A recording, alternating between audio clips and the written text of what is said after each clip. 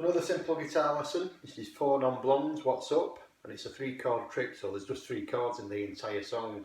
So it's an A, a B minor, and D. Now the B minor is a bar chord, so it might be a bit tricky for beginners until you get your finger strength. But there's a bit of a cheat way to do it, and that's just take that first finger off. And instead of playing the bottom 2 strings, you can just play the top 4 strings with it. So that's just like an A minor slid up 2 frets. So if you do that again, so it's A, 2, 3, 4, B minor, 2, 3, 4, D, 4, then back to A, that's it. That's the entire song.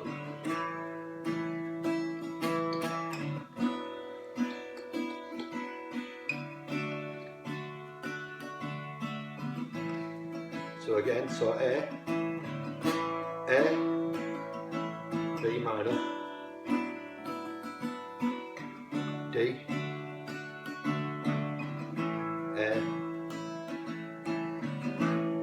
that's it.